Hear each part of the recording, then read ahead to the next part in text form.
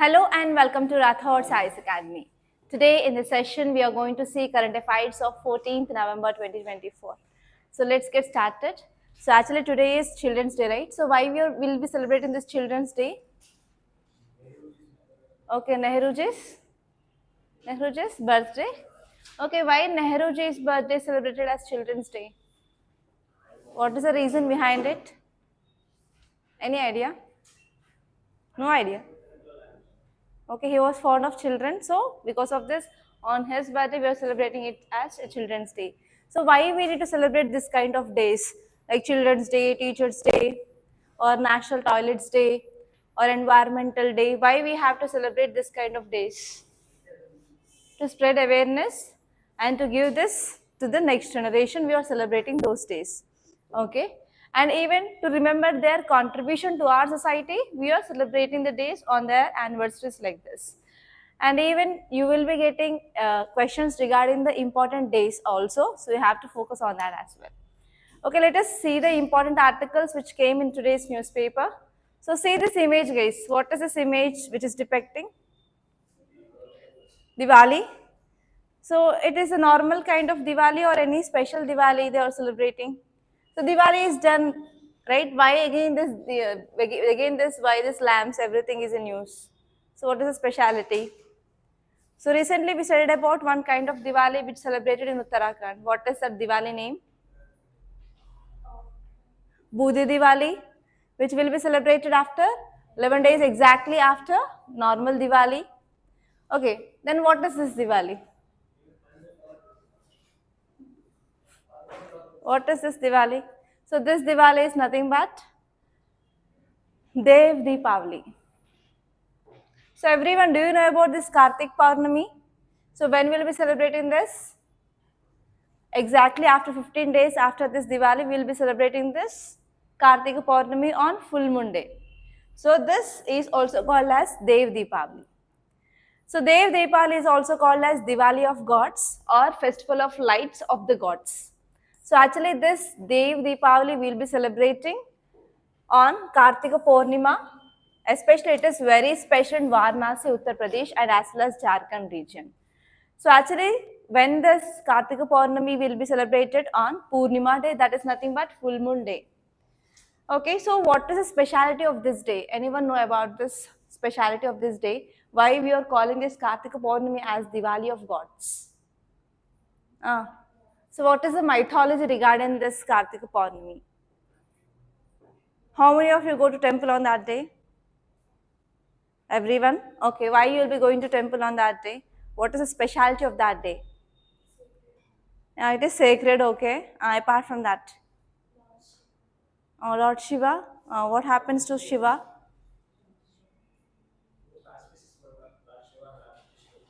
Okay, auspicious day of Lord Shiva and Lord Vishnu. Apart from this, so why we will be calling it as lamps of gods? Tell me. So actually on this day, so there is one mythology which says that gods will come from space towards on the land, on the earth, and they will be having the bath on this banks of this river Ganga. So because of this, it is very specially celebrated in this Varanasi region. So here, especially on this day, the steps of all ghats of the river front, especially along this river Ganges, lit with more than 1 million earthen lamps. So to honor river Ganga and as well as the goddesses who are coming onto the earth. Okay, so mythologically it is believed that gods will descend to earth and to bath in the Gangas in this Ganga on this day. So because of this, it is very special day that we are celebrating. Okay, let us see the next article. Yeah, see this title. Sea ranching launched off Vishinjam coast as follow-up to artificial reef project in Kerala. So what are the keywords here? So do you know about this coral reef? What is this coral reef? They are natural or artificial? They are natural. Okay. So what is this artificial reef project? Artificial means man-made. So how man can make this reefs? Is it possible? If man thinks, He can do everything because of advancements in science and technology. Okay, so here in this article we have two keywords. First one is sea ranching, second one is artificial reef. Okay, so do you know the importance of coral reefs? What is the importance of coral reefs, guys? Yeah?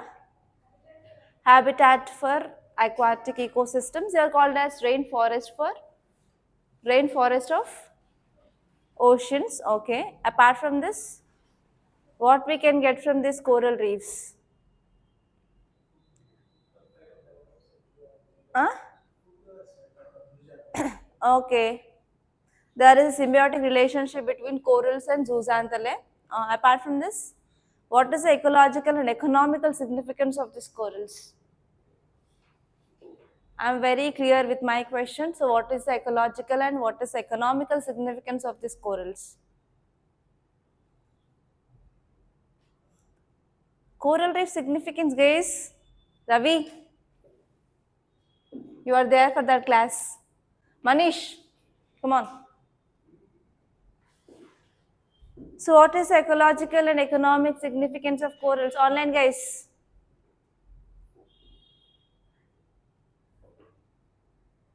Are we getting anything beneficial from these corals? For that only we are focusing on conservation of corals. Many projects by the government of India for conservation of the corals. Then tell me what, in how many ways you are getting benefited. So what are the advantages of corals? What about tourism? Yes. So we will be getting good tourism if you are having good amount of corals. If coral bleaching is happening, then can we attract more number of tourists? No. Tourism industry will be get affected. Apart from that.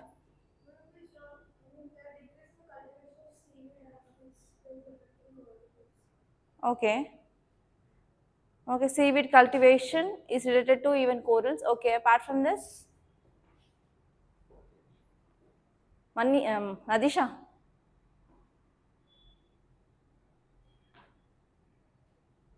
Okay, so have you heard this word sea ranching any time accidentally? Sea ranching. Sea ranching, no one. Okay, so this is a new word I think so for you guys. So actually sea ranching is nothing but whenever this fisher species or aquatic species is decreasing, either it may be because of natural causes or like man-made causes or overfishing or exploitation, anything, it is our responsibility for conserving of that so and so animal species, right? So one conservation method we are focusing on this sea ranching. Sea ranching is nothing but, so for example, if so and so species of fish or any lobster or anything which is decreasing in that region will go for seeding outside that natural environment, and after they are becoming big, or if they become strong, and in that condition we will be releasing that into that environment where there is less number of that species. So obviously what happened, their number can be regenerated. So that is called as sea ranching. So here you can see the words like lake ranching, river ranching, sea ranching, ocean ranching. So ranching is the thing that you have to focus. Ranching is the method of conservation, especially for aquatic species. So here we are going for sea ranching because in this Kerala coast we have Arabian Sea. So in this Arabian Sea we are focusing on releasing of this fish seedlings. Okay, and there are two keywords that you have to focus. So let us see why it is in news. A sea ranching project was launched off in this coast, especially the western coast, and they are releasing around 20,000 fingerlings. And they want to ensure marine resources and they want to promote sustainable fishing. So one important reason because of this, there is exploitation of our marine resource or fishing is like we are going for fishing from the seabed.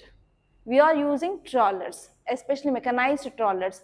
So because of this, whatever the small seedlings which are there at the seabed, also we are taking out. So because of this, we are not following any sustainable fishing practices. If there is no sustainable fishing practices, that will lead to overexploitation, and finally that will lead to extinction of that so and so species. So we are focusing on this sea ranching now to focus on especially sustainable fishing now. So even we are going for this artificial reef project, And after this, we are going for especially increasing of fish population and biodiversity in that region. So what is a sea ranching? Sea ranching, it is nothing but an aquaculture method where juvenile small fishes or any other marine species, they are bred and they are raised in captivity, and later on after they reaching the specific size, that fish seedlings will be released into the wild, so that we will be enhancing natural population of that seedlings in that region. And this process will be very helpful for replenishment of commercial species. For some species of fishes, there will be huge demand in the market. For example, salmon, cod, lobsters, etc. So those will be overexploited. If they are having the more demand, fishermen will go and they will be trying to catch that fishes. So because of this, that will lead to the decreasing of their population. So here we are using this method especially for replenishment, that is maintaining the number of these commercial species like salmon, cod, lobster, etc. Because these species number will be decreased because of habitat destruction or because of overfishing or like any other environmental factors. So what are the key steps in this ranching? In this ranching we have 3 steps. So first one is we are going for breeding of the fishes and as well as rearing of the fishes. First of all, we will be taking the big fish and we will be taking out of the eggs, and that eggs will be hatched into your small seedlings. That is your first step. And next one is we will be trying to raise that small fish into certain size, so that we will be ensuring that they are very strong enough, and even if you are taking that and when we are living in the wild areas, they will be trying to increase or they will try to survive. And second step here is we will be releasing it into native habitats. It may be oceans or it may be rivers or it may be estuaries, it may be seas, whatever it may be. And next one is after releasing that we have to go for monitoring and we have to go for harvesting of the big species, so that again we have to continue this cycle. Okay, and what is this artificial reef? So artificial reefs, that means we are constructing these coral reefs by intervention of humans, and that too we are using a technology called as bio-rock technology. So in your environment and ecology notes and as well as geography notes of corals, try to add this bio-rock technology. So what happens in this bio-rock technology? We will be using electrodes, like we will be generating small electric current. So through that electric current, we will be trying to attract whatever the minerals which are present in that seawater. So especially we will be attracting calcium carbonate. So calcium carbonate is one important component for the formation of reefs, right? So if there is no calcium carbonate, there is no formation of hard corals. So we will be especially attracting calcium carbonate, and we will be forming the layers of that, so that it will be looking very similar to that of natural corals. So after once these reefs had been built by using the electric current, then these reefs, they will be offered like a very hard surfaces, so that it will be now attracting the algae or any barnacles or any corals or any oysters, etc. They will be attaching to that strong surfaces. So now these reefs, they will create habitats for fishes, and they will start absorbing carbon dioxide, and they will be obviously benefiting the local fishing communities. So in this way, we will be creating this artificial reefs. So this is the image that you can see. So to the seabed, we will be using power, and by using rocks, we will be creating small currents. So these currents now, they will be absorbing the calcium carbonate which is present there, and they will be forming the small rock systems. And it will be now attracting the fishes, algae, corals, and it will be forming like the natural coral reef soon. So here we are using this technology called as bio-rock technology. So whenever you are writing any answer regarding coral bleaching, in that obviously you will be writing about measures like how we have to conserve the corals. So there you can also add a note that we can use bio-rock technology for creating of artificial reefs, so that we can focus on sustainable fishing, sustainable tourism, and as well as saving of our environment. Clear? So in this way you have to use this technology, guys. Yeah, see this article. Flights to Bali cancelled after volcanic eruption. So what are the keywords here? Volcano. Okay, volcanic eruption. And where is this place? Bali. Yes, Bali is in Indonesia. Okay, so Bali, if you see the location of Bali, where exactly it is located? At which plate? So So go back to plate tectonics. So how many types of plates are there? Major plates and minor plates. Okay. So is this plates are moving or constant or stable? They are moving. So tell me about different types of plate movements. Divergent, convergent and transform plate movements. Okay. So which plate is destructing plate movement? Divergent or convergent? Convergent is destructing. Okay. So here volcanoes and earthquakes will form at which kind of plate boundaries? Convergent. Okay. So in which area we can see most earthquakes and volcanoes in the world? Pacific Ring of Fire. Actually, this Indonesia which is present on this Pacific Ring of Fire. So because of this, we can see frequent earthquakes and as well as volcanic eruptions in this place. Clear? So from which subject we can read this? From geography, from GS paper 1. Okay. So what are the dimensions you have to see from volcanic topic? So what is volcano or what is volcanism?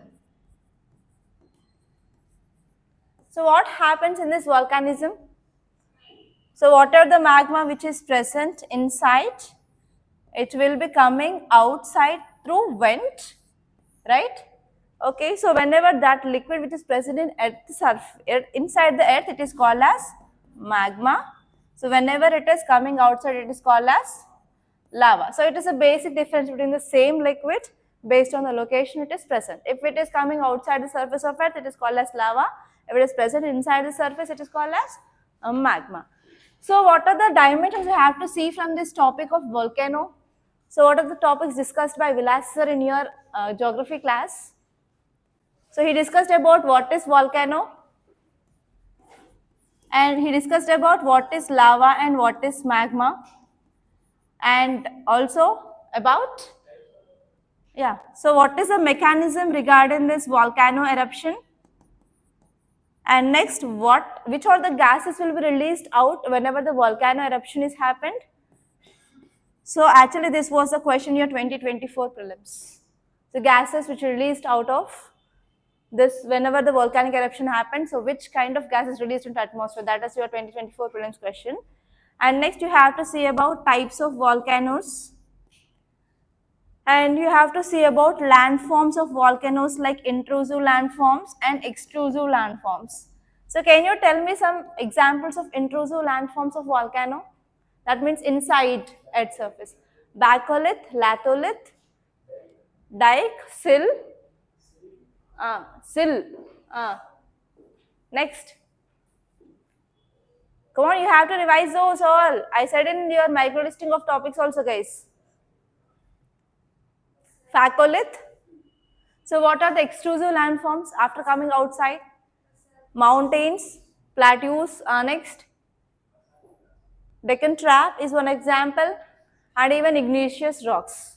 Okay. Okay, so all these things you have to see and you have to focus on especially Pacific Ring of Fire. Okay, Pacific Ring of Fire. It is very important. Okay, let us see this article. So this article is saying that flights to Bali cancelled after volcanic eruption. So why the flights they have to be stopped whenever there is any volcanic eruption? What happens? Because of, okay, because of ash cloud. So it will be affecting visibility. So because of this, they had stopped. So can you tell me some environmental impacts regarding this ash cloud? What happens? Temporarily and permanently. Temperature will be decreased or increased? Temperature will be decreased or increased if there is any volcanic eruption. So actually it will be releasing lot of amount of dust. Dust will be acting as condensation molecule so that the cloud will be formed. So whenever the cloud will be formed, albedo will be increased or decreased. So this much story is there here. It is not a single point. So whenever clouds formed, albedo increased or decreased. What is albedo? Reflecting power. Okay, albedo will be decreased or increased. Albedo increased or decreased? Increased. The reflection power will be increased. So what happened temporarily? the temperature will be cooled, and even it will form clouds. So there is a chance of getting rainfall. But because of that rainfall, whatever the dust is there, that will be coming and settling on the soil. Okay, like that you have to see everything, every point if you're getting any article. So volcano topic you will be reading in geography. Go to the geography NCERT and go through these topics. And even ash cloud, it is related to your environment topic. So go to the environment and you have to see this topic. So like that, if you're covering everything, so maximum your static syllabus will be revised when you're reading your current affairs itself. There is no need of keeping any separate strategy. Okay, while reading current affairs itself, so if there is anything which is related to any of your subject, go back and sit for 2 hours and study everything. Then you will be keeping updated with current affairs on one side, and you will be also recalling your static syllabus. So in this way, you have to always focus on your preparation. Then you will be not deviating at all. Okay, and here one more area that you have to focus is which mountain got erupted. So even you will be getting question like that. So recently volcano eruption happened in which country it is located. Or like recently volcano in Bali erupted, which is that volcano? And they may give the names of volcanoes which are present in Bali itself. Okay, you have to be very much focused regarding this. Already in this way the question asked in 2019 in your prelims. Okay, let us see this topic clearly. So Indigo and Air India cancelled their flights to Bali due to ash clouds from a volcanic eruption in the Indonesian island. So that name of mountain is, please make a note, Mountain Livotobi Laki Laki. Mount Livotobi Laki Laki volcano located on a remote island in East Nusa province erupted. Okay. So open your atlas and point out and see important active volcanoes in Bali. So in volcanoes also we have active volcanoes, we have dormant volcanoes, and we have extinct volcanoes. What is this active volcano which had been erupted in the very recent past? Dormant means yes, it having active magma but not erupted in the recent past. Extinct means there is no magma. Okay. So what is this activity, volcanic activity or volcanism? It is a phenomena where solids or liquids or gases and their mixtures, they will be erupting from a surface of a solid surface astronomical body. Like it happens on even planets, it happens on moons, it happens on asteroids, or it happens on comets. So in anywhere, so whenever the eruption is happening, that is called as volcanism or volcanic activity. And it is caused by the presence of natural heat source inside the body. This because of magma. Okay, see this image so that you can clearly understand. So tell me about the different layers of earth. Crust, mantle and core. In core we have two types of core, that is inner core and outer core. So which is solid and which is liquid in core? Outer core is liquid, inner core is solid. Okay. So here in mantle, we will be having upper mantle, and upper mantle area we will be having asthenosphere, and it is very, very, very thin and very light, and it is also unstable, and we will be having magma in this mantle region. So from mantle region it will be coming up, so magma sometimes rises and it will be entering into the crust. So through this vent it will be coming outside. Whenever it is bursting, not only the lava but even sometimes gases, sometimes rocks will be exploded. And here you have to see about these things, what are the things which are released into atmosphere. Okay, and here based on the type of volcano it will be releasing different kinds of material. For example, we have composite volcanoes, we have stratovolcanoes, okay, we have shield volcanoes based on the eruption material. Some will be releasing only ash, some will be releasing liquid basaltic magma, some will be releasing only smoke. So like that, based on the releasing materials itself, we have different kinds of volcanoes. You have to see that with examples across the world. Okay, clear? And see this article. Inaugural Indian Ocean dialogue between US India to be held today. So what is happening in US in the recent past?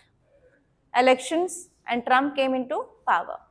So actually Trump, he is very much favored towards India, and we are expecting that the relations will be reaching very high in this tenure of Trump 2.0.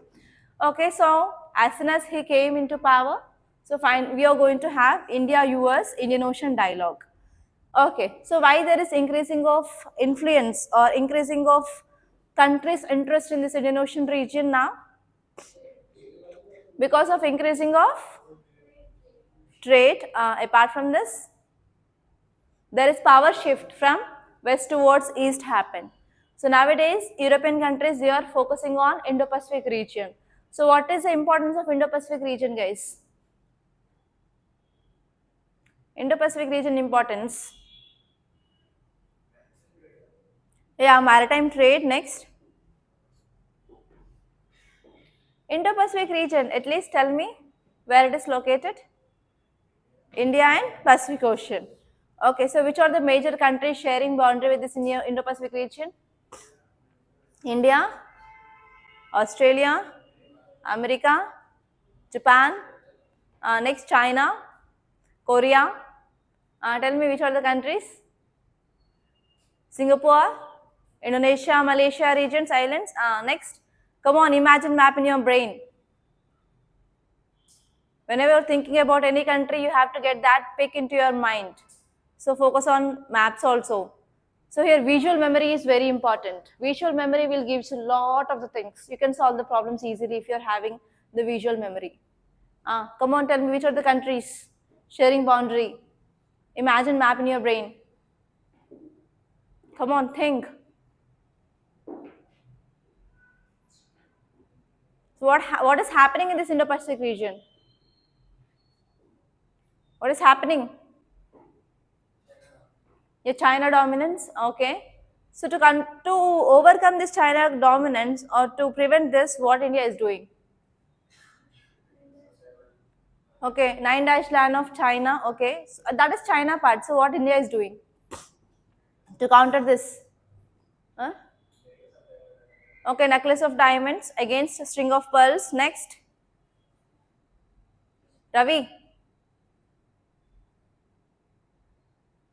Monica. Forgot?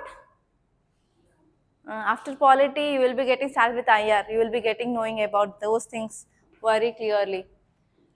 Okay, so here we are going to have this Indian Ocean dialogue between India and US today, so that in tomorrow's and day after tomorrow's paper, we will be getting detailed analysis like in which areas we are focusing and how we are enhancing our security and presence of India and US in this Indo-Pacific region, how India and US are going to come together to counter this China. Everything we are going to get the details by today evening, so that in tomorrow's paper you will be getting the news articles. So the tomorrow's newspaper analysis, we are going to discuss this topic. Okay, until then, so see about how India and USA, which are already having the cooperation. Since 2015 onwards, we are focusing on this Indo-Pacific region between India and US. So what are the developments that we had made? So see that once. Okay, see this article, India-Saudi defense cooperation expanding. So where is the Saudi Arabia located?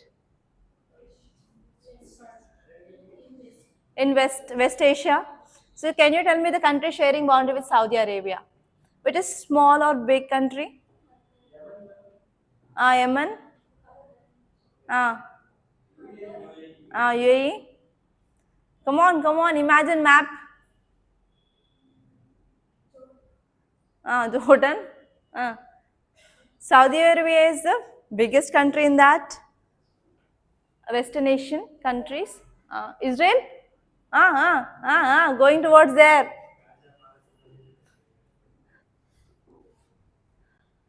Come on, I will give you one exercise every day. See the map and focus on one continent. Only one continent or just a part of continent. And see the countries at least. What are the water body shape of that? Identify which is the largest country there and which is the smallest country there. Okay, do this exercise every day. Just spend 10 to 15 minutes when you're getting bored while you're reading, so that you will be well versed with this map. Every year you will be getting at least one question in your prelims regarding maps, for sure. Without that question, there will be no paper. And next one here is you have to use maps whenever you're writing your answers, obviously, for exam international relations, for your world history. There you have to be well versed with map. So In your preparation, you can't clear your UPSC without knowing maps. So do this exercise. At least spend 10 to 15 minutes per day, not more than that. So just a part of continent. One day see the water bodies, one day see the straits, one day see the important sea routes, one day see these choke points, okay, like that.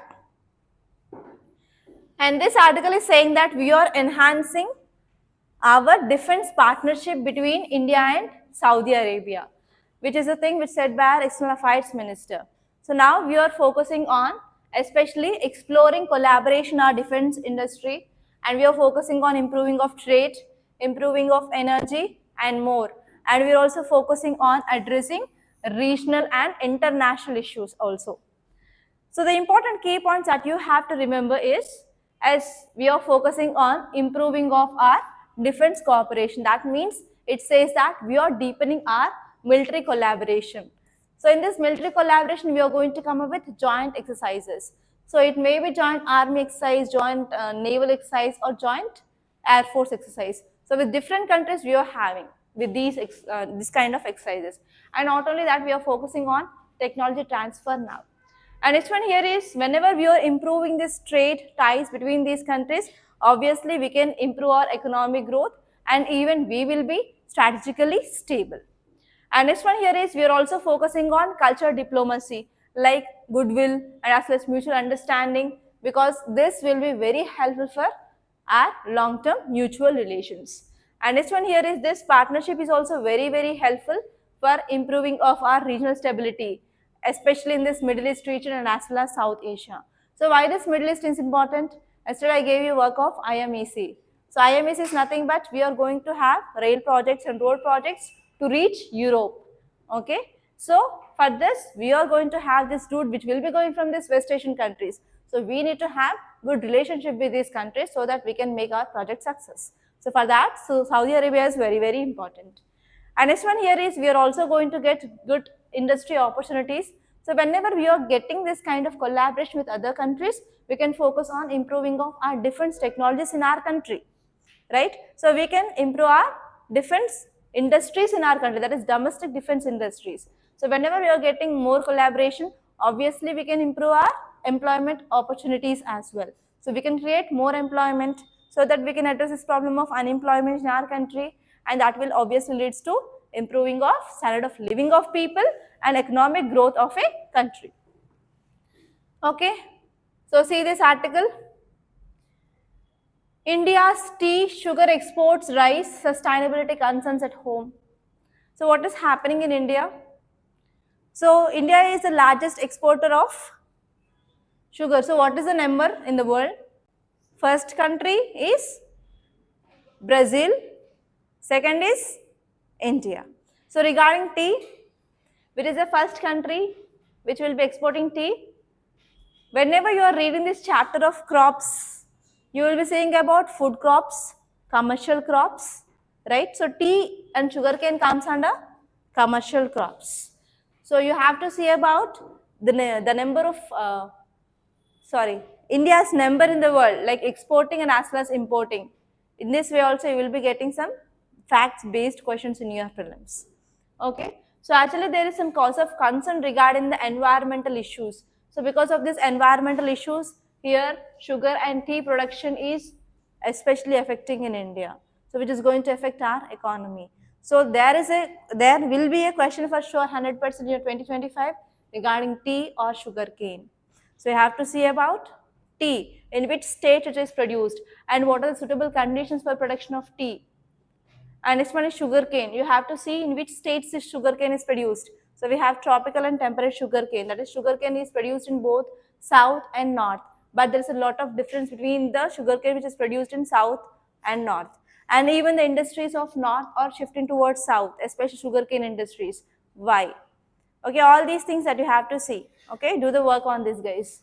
Especially open your 11th class NCRT, that is Indian Geography NCRT, and see this topic of crops, especially tea and sugar cane. Okay. And see this article. The perfect cocktail of layered discrimination. So what is this article talking about? Any idea? Do you know about delimitation? What is this delimitation? Have you come across this topic in your prelims? Delimitation? What is this delimitation then? It is boundaries. So designing of boundaries of constituencies. Why we have to go for coming up with the boundary of a constituency? So based on population, we have to ensure that each constituency is having same population. So based on the population, we are going for dividing of a constituency. Okay. So what is this discrimination which is going on? Any idea? South and North discrimination. So why South and North discrimination is happening now? South have less population and North is having more population. So because of this, in which area we have more constituencies? North will be having more constituencies and South will be having less constituencies. So based on this constituencies, there will be representation in your Lok Sabha. So here normally high population, high constituency, high numbers to Lok Sabha. Compared to the of South, less population, less constituencies and less number to Lok Sabha. So if less members are there from South, whether these problems of South India will be properly heard, whether the problems will be properly discussed and debated, no. So that is the thing which mainly said here, that's it. Okay. So where you will be studying this topic? From your Polity GS paper 2. And this topic is very important from your prelims and mains. You may get question regarding delimitation in your prelims for sure. Because recently Jammu and Kashmir elections done, right? So there also we went for delimitation. So there is a very high chance of getting question regarding delimitation in your prelims. So focus on this topic. So this article is saying that yes, the debate over delimitation in India is happening. So now these debates are raising critical questions about our future of federalism and as well as representation. There is no proper representation between Hindi and non-Hindi states. So Hindi states are present in northern belt and non-Hindi states are present in southern belt, as you said. Okay, now let us see what are the points which are highlighted in this article. So actually the potential for delimitation to redefine political representation underscores the tension between state population. So actually these delimitation is favoring now Hindi speaking states, that is northern states. So because of this, it is impacting overall governance and as well as equity. Okay, there is no proper representation from southern states or non-Hindi belt. And even why this issue is going on? Because of this TFR, that is total fertility rate. What is total fertility rate? Recently we discussed total fertility rate. Even 2024 prelims question on that word, total fertility rate. Okay, number of births given by a woman in her reproductive age. So what is the difference of this total fertility rate in this Hindi belt and non-Hindi belt? Non-Hindi high or low? Non-Hindi low, in Hindi belt high. That means in northern India we are having more TFR compared to the of southern states. So can you tell me in which states we are having high TFR in northern India? Next, we are defining these states which are having high TFR as B-Maru states. Okay, remember this word B-Maru states, which is having high fertility rate, and even more problems are there in this high fertility rate regions. Okay, so here this article is saying that there is difference in this TFR between northern states and southern states. It is one of the primary reason that is affecting the political representation part.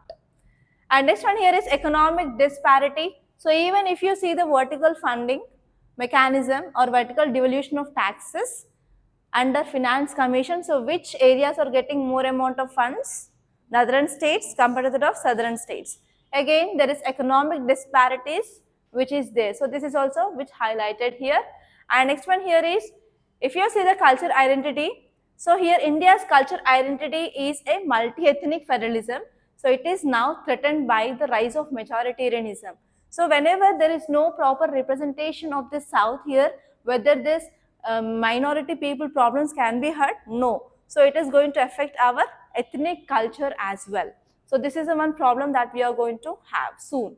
And next one here is, if you see historically also, we have lot of problem with this delimitation, which is a complex interplay of political strategy and as well as demographic realities. So that is leading to the current debates now. Okay, and we have to take proper steps so that we have to ensure proper representation of even minorities so that their problems can be heard at the higher levels. So this is the thing which mainly said. And there is one more article, guys. So what is this? The impact of PMUY in Jammu and Kashmir. What is this PMUY? PM Ujjwala Yojana. So what is this Ujjwala Yojana is about? We have Ujala and we have Ujjwala. So there is a difference, Ujala and Ujjwala. Ujjwala is, yes, gas cylinders, and Ujala is LED lights. Okay, so here just see about what is this subsidy which is provided by the government under this PM Ujjwala Yojana. And if you are getting any scheme in your news, you have to know about what is that scheme, which ministry is implementing that scheme, important features of that scheme, advantages and challenges. So you may get analysis based mains question or prelims question. So last year you got 3 prelims questions from the schemes. Okay, minimum 2 to 4 questions you will be getting from schemes, guys. So you have to focus on schemes which are there in news, especially newly launched scheme or like 5 years of schemes or 10 years of schemes. Okay, like that. And especially in your budget also, and even in your economic survey, if they are highlighting any schemes, that will be very important. And even these schemes you will be writing in your essay part, even these schemes you will be writing in your case studies, and as well as substantiation in your mains also you will be writing this, right? So you need to have a good command on the schemes for sure. Okay, try to make a list of the schemes for education in a separate page, and health regarding one page, and social security schemes, like that. Okay, so these are the important topics that appeared in our today's Hindu newspaper. So by this I am concluding, and we are providing daily current affairs quiz on these topics, 5 questions, and as well as I am also providing a word of the day and mains practice question every day on our Telegram channel. The link is given in description box, so please do join Rathods IS Telegram channel. Thank you so much, guys, for watching, and if you really like this class, please hit the like button, and please do share this class to your friends, and don't forget to subscribe to Rathods IS Academy.